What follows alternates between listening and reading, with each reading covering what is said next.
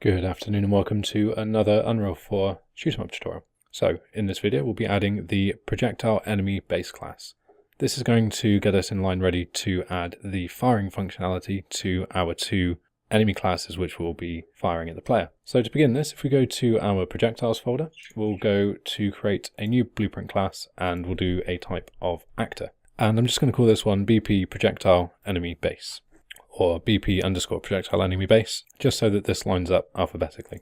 And then we'll double click to open this, and what we want to add first of all will be a static mesh. Just move that on top of the default scenery to get rid of that, and then we want the projectile movement. Okay, so the static mesh, we can just fill this straight in with the SM pixel cube, nice and simple. And then if we move over to the event graph, we can just start putting the logic in here. So the first thing we want to do is we're going to set the vector parameter of the color of the static mesh. So first of all, if we go to the construction script, we're going to set a few things up in here. The first thing we want to do is get the static mesh, and we want to create a dynamic material for this. So similar to what we've done before, anything that we want to update dynamically needs a dynamic material, which is what we're going to add so that we can have different colored projectiles for the child classes that will inherit from this. And if we offer the return value, just right click and we'll promote this to variable and we'll call this the projectile material. Okay, so we have a new variable called projectile material. Next thing we want to do is get another reference to our static mesh, and we want to set the world 3D scale, or set world scale 3D. So once again, just to save a bit of time, if we make this 1, 1 and 1, with this plugged in, we can then right click, we'll promote this to variable, and we'll just call this the scale. So this will now, if we hit compile, because we filled in a value, this will default to 1, 1 and 1, and we're going to set that so that in the viewport we can always see the scale of our static mesh. Although that doesn't seem to be working, it's forgotten that I've put the pixel cube in, so put the pixel cube back in if that's forgotten that for you. Okay, and then finally, over in the construction script again, similar to what we've done before, we'll drag in a reference to the projectile movement, and we want to first of all set the max speed. So we'll set max speed under the projectile movement, and then drag off and we want to set the initial speed. And again, we'll give this a default value of 1000.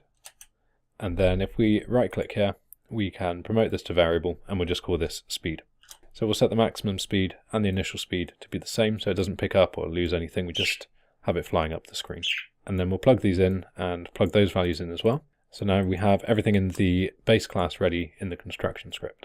If we move on over to the event graph off of the event begin play, we want to get our projectile material and we want to set a vector parameter value. And what we'll do is we will set a color in the child classes. So if we promote this to variable as well, the value down here, and we'll just call this the projectile color. And this is actually something quite interesting. Somebody's left a question in the comments, which is going to be quite useful, and I'll be able to recap that now that we've got to this stage, about why I have exposed something in one way somewhere else, and I'm going to do it a different way here, and it's purely to show the option that you can do it both ways. And they can fit different circumstances, but generally it'll be the same outcome, and that'll make more sense when I come back to this in a moment. So the last things we want to do though, we want to select the static mesh, and we're going to go down to get the on component hit, and we'll do a couple of casts from here. So we'll do a cast from here. So the first thing we want to find is we'll cast to BP_player. So we're going to get our player. We'll find out if we've hit the player. If we have, then we'll apply damage. If we haven't, we'll do that first. We just want to destroy actor. So if we've hit a wall, then we're not going to apply any damage or anything. We will just destroy ourselves. And then if we have, we're going to pull off of here and we will apply damage. So this is when we have hit the player. The damage we want, again, rather than making all these variables by hand, it's just generally easier to come in, fill this in with a value. We'll give this 100 for the base damage. We'll probably change that later. And we'll promote this to a variable and we'll call this damage. And then again, if that's the case, then we're going to destroy actor. And you can create a whole new node if you wanted, but I'm just going to use the one destroy actor node, put a reroute node in so it doesn't look quite so bad, and that should be fine. And we'll probably come back here later and add a particle effect or something as well, but for now, we will just leave it as this, so we do the damage and that's done. So that's really the functionality done, nice and simple.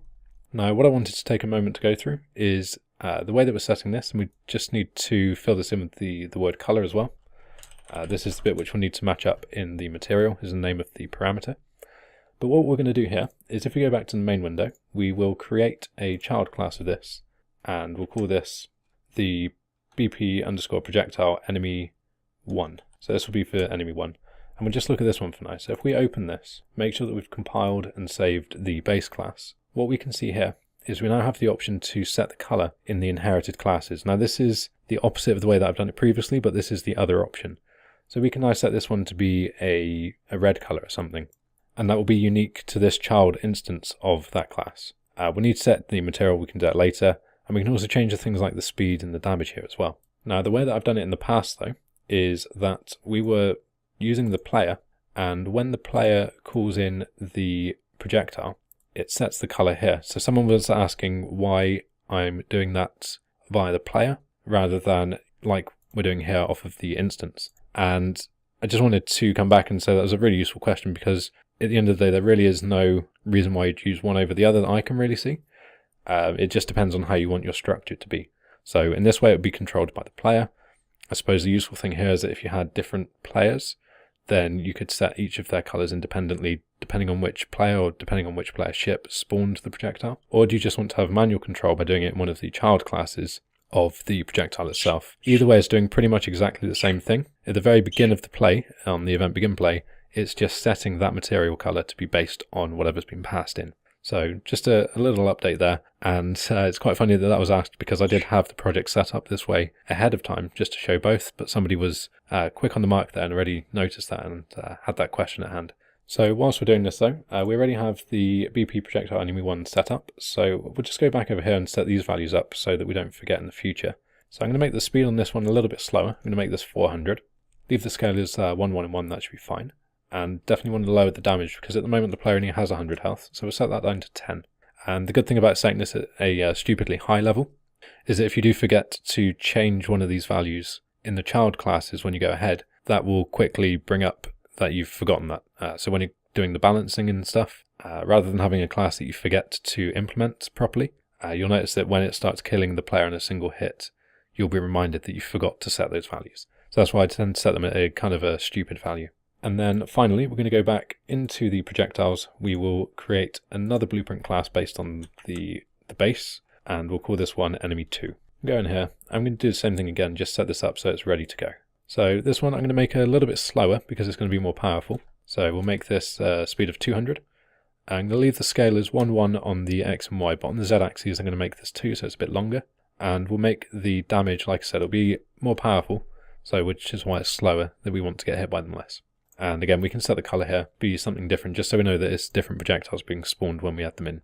So we can see that the size has been updated because this is all running off of the construction script. And the very final thing, just remembered, is that we need to go to the projectile movement on the base class, and we want to change its velocity. So we don't want it to move sideways. To control the movement of this at the moment, this will go left and right. So if we hit simulate, we can kind of see that's going sideways because it's got velocity on the x-axis. If we make that 0, then it shouldn't go anywhere, although it'll probably fall down because it's got gravity on, which we also need to turn off. So remove the gravity scale, make that 0. And now if we simulate, it won't go anywhere. Perfect. And the final thing is that we want the velocity, whereas the player was going on 1 on the z-axis, which is making it go up because it's a positive value. We want the opposite for this. We want this to go down the screen towards the player. So we're going to make the z velocity -1, going down. Perfect. We can see that it's trying to take in the color. Even if we change that, I don't think this would work at the moment because we don't have a dynamic material ready for it. So if we simulate, oh no, it does. Perfect. So if we go into the child classes, we should see the colors are being taken into effect. So yeah, it's going an orange color, and the second projectile will go a blue color.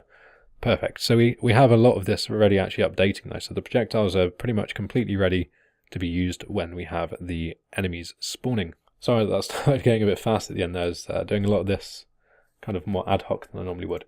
But it's great to see it all coming together and working very, very quickly. So that is all of the enemy projectiles set up in one video.